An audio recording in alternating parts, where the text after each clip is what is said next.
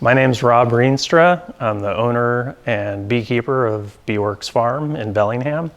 I've been keeping bees in Whatcom County for 11 years and keep colonies around Bellingham and out Mount Baker Highway and move the bees around to follow the forage, which can mean moving the bees up into clear cuts in the foothills of Mount Baker and up into the Forest Service land around Mount Baker in the summers. Our primary focus is on making quality honey, and we also do a little bit of berry pollination, raspberries and blueberries, but mostly we just make quality honey. To my knowledge, we're one of the biggest berry growing counties in the country, certainly raspberries. We're growing more and more blueberries, and it means that truckloads of bees are coming into Whatcom County every year to help with pollination because there's not enough bees to take care of that crop in just a short window. There's about 5 weeks there where the raspberries or blueberries are in bloom and need the bees, and then after that they don't. There's some other crops like seed crops for cabbage, and then also some apples. But it means that a whole lot of bees are required in this county to help out with the pollination.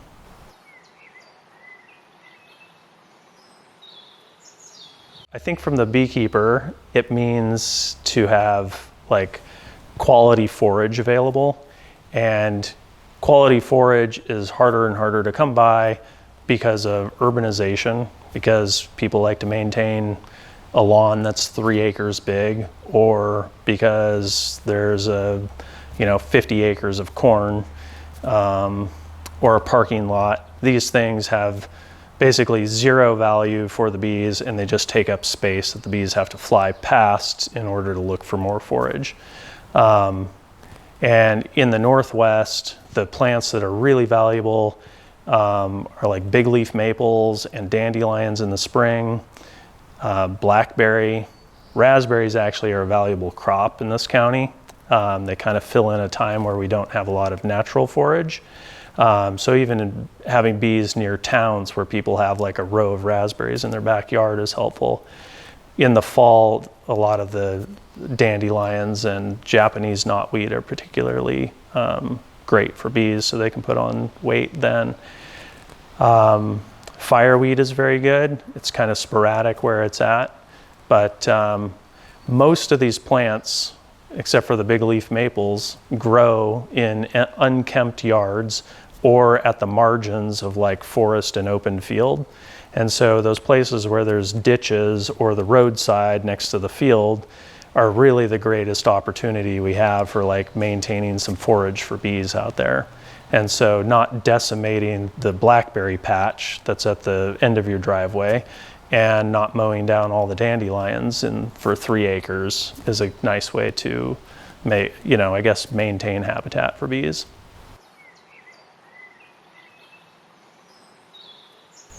I think the obvious benefit to the grower is that they get better pollination. And in this county, in particular with blueberries, is you get a much better crop if you have lots of bees and strong colonies of bees. I have a place to put my hives at that time, and they also have some forage. And the forage on blueberries and raspberries is good, especially in the first part of the bloom. After it's reached its peak, I will talk with many growers to remove my bees, or remove part of them, like half of the colonies, just because there aren't so many that are needed after the peak of the bloom is past. I usually check with growers just to make sure that they follow labels on the products that they use, whether it's a fungicide or some sort of contact insecticide. In the 11 years of doing pollination in Whatcom County, I've not had a bee kill. But I'm also, besides the particular grower that I'm working with and who is renting my bees are also flying beyond the borders of their property into the raspberry field next door and the blueberry field next door and so on. And so they're vulnerable in that way.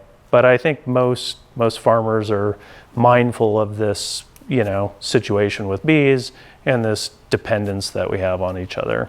And I think in that way, they would like to be careful and be able to have me bring bees back the next year.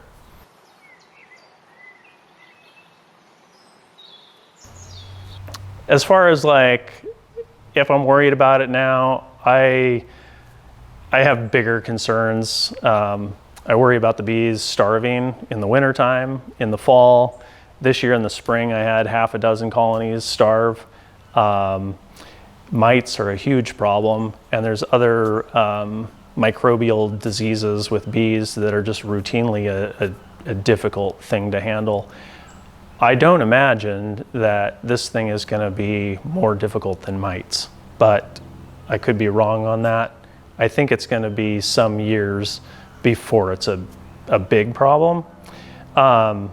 We see yellow jackets and bald-faced hornets at the entrance to our beehives all the time.